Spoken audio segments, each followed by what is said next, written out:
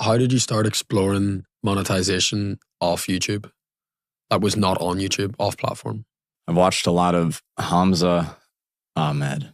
Adonis. And he introduced me to the great man named Andrew Kirby. And so I joined Adonis Skool, actually. Shout out Adonis Skool. And that brought me onto the Skool platform, which I am forever grateful for. And I think Andrew Kirby was also in Adonis Skool, just by invite. And so I clicked on Andrew Kirby's profile. I joined a Synthesizer Skool, which is also an amazing free community on Skool. And a week later or something, I got a DM from Andrew Kirby, direct message on Skool. He said, Kai, what are you doing right now? I said, I'm trying to monetize my gaming audience. He said, all right, what's stopping you from doing that? I said, well, I want to make like 10 courses and I don't have that yet, so I can't make the community yet. And he's like, Kai, you're an idiot. Let's hop on a call. I'll tell you how to set up your community. In those words, or are you paraphrasing? It's exactly what he did. Okay. Yeah. You didn't call me an idiot. And then we got on a call and I was like, is this real? Is this a fake Andrew Kirby? Like, how did this happen? And it was also... Andrew Irby. Andrew Irby. I had declared myself on monk mode because it was like in the month that I had to decide if I was going to go to college or not. And I was like, I either need to make a business that like is consistent, that I feel good about, that actually has to work, or else I'm going to college. And I was like, all right, monk mode, 2 months, let's do this. I shave my head. Andrew Kirby DMs me. I'm like, is this God? Is this the universe? Direct messaging me on Skool. And then we got on a call and I was nervous. I was like, damn, it's Andrew Kirby. It's the guy that helped Hamza go from 20K to 200K. And he told me, he gave me a lot of advice, but basically he helped me start my first Skool community, which was called Infinity Skool. And that was the goal of monetizing my audience by teaching gamers how to improve their lives and achieve goals by treating life like a video game. Isn't that a great idea? It sounds like a killer offer that would make you lots and lots of money. Lots and lots of money, but it didn't. Not any, in fact. So I did this launch style Iman Gaji often does. 4 videos, 3 videos to prime the audience. The first one is opportunity. And so you get people to understand what's actually going to happen. So I made a video about how you can actually use gaming skills for your real life. 3 gaming skills you can use in real life.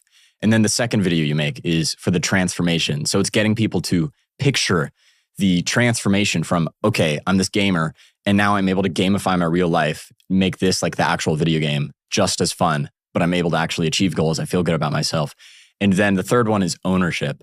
And so I made the third video called I Wish Every Gamer Could Watch This. And it was basically me telling my story about how Geometry Dash has changed my life because it's helped me understand how learning works, how progress works, how, those were the only 2 things. Dude, Geometry Dash is Kai's RuneScape. The same way it was for Ted. Yeah, exactly. Literally. Exactly. It's the most clear example of practice makes perfect. And so I've applied that to learning guitar, learning piano, learning skiing, whatever else I did. I was like, oh, this is like Geometry Dash. And so it actually helped me like improve my confidence, improve like everything about my life. And so I made a video about that.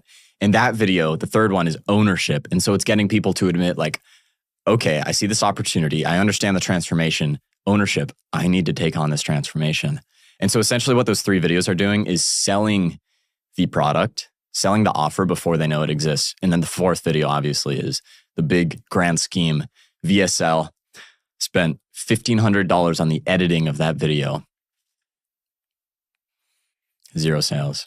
Zero sales. Oh, I didn't expect it to be 0. 0. Yeah, I thought he would have made at least 1. Yeah, I thought he would have. I was being like, and I only made $5,000. It was insane. Yeah, there were comments on all the videos like, oh my God, I can't believe there's somebody else that like thinks like this. Like, thank you so much. Like a gamer that wants to help improve my life, like through relating this to gaming, like there were people that were like, I've had depression, but you've made me feel less alone. I was like, let's go. I'm going to get all these guys to join my community, that I can help them. I can start a business that I feel like actually passionate about instead of making shorts.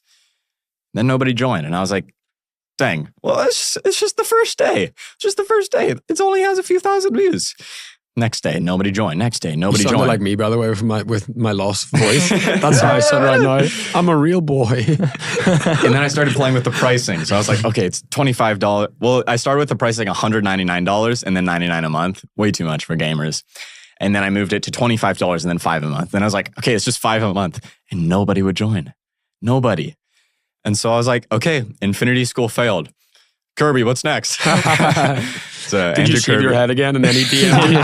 That was my takeaway from the whole story. It's like, if I shave my head, maybe Andrew Kirby will DM me. Yeah. No, I wish it worked like that. Look at his hair now. Very goofy in those videos.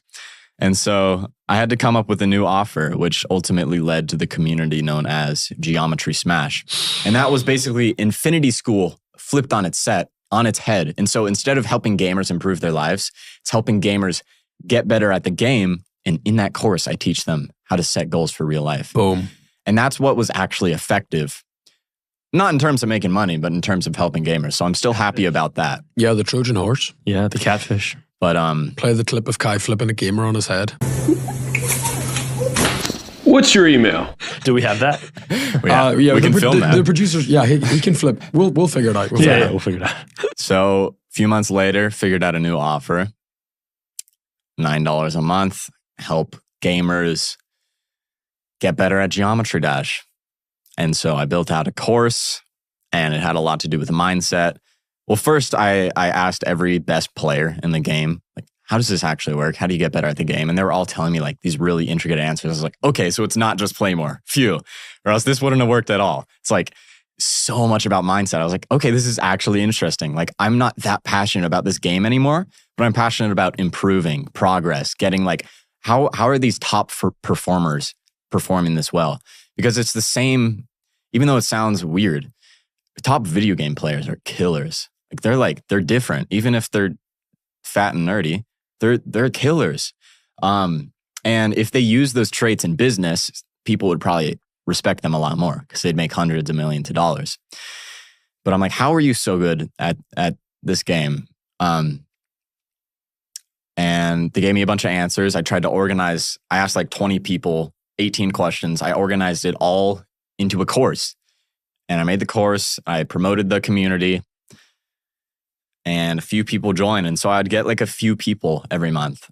And long story short, over 9 months of trying to improve the community, trying to promote it bit by bit, I got up to $1,000 monthly revenue.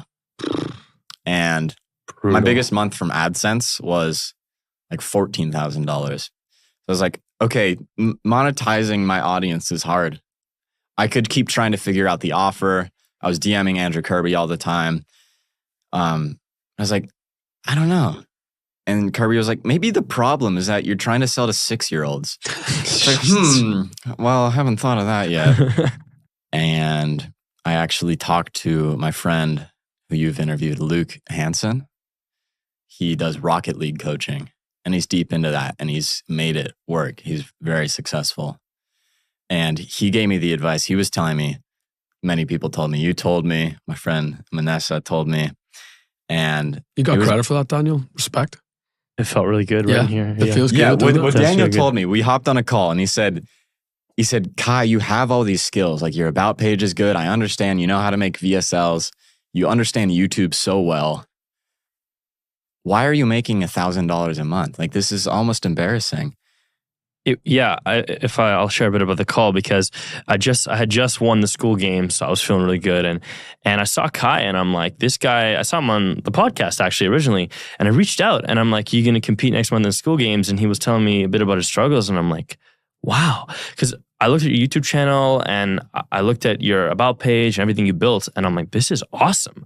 You're obviously very skilled. You know what you're doing, and then we hop on a call, and I find out that you're actually not making much money.